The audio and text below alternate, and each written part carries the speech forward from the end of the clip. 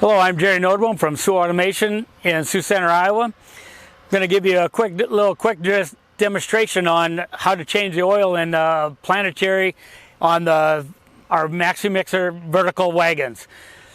It's really a pretty simple deal, but we have a lot of guys that ask questions about this and so as to how to do it.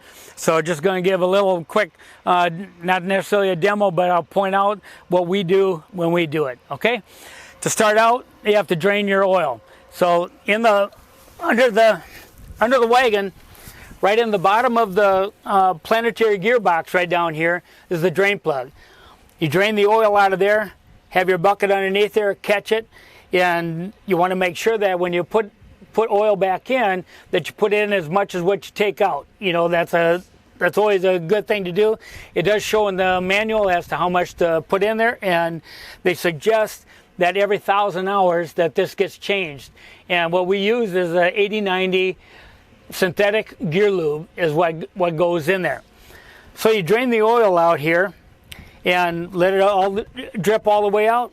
You can replace your plug, put it back in again.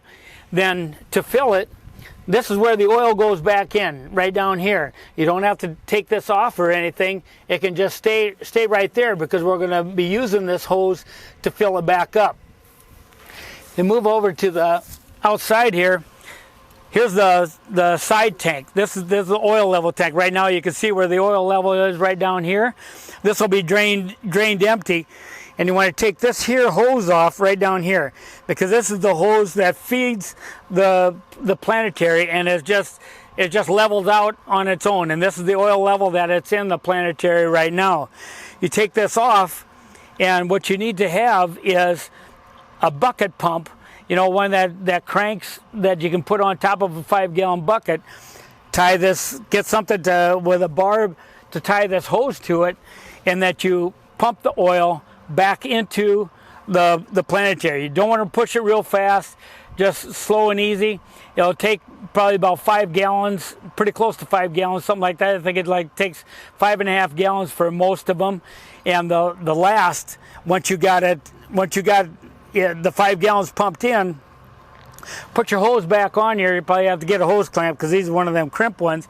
Put a hose clamp on there and then top off the rest through the top here. You take the breather cap and the fill cap off right down here and just fill it up and just watch it as it comes down. You want to end up, when you're done, being in the safe work area right down here. There's on the side of the container, it shows where to add oil and where the safe area is.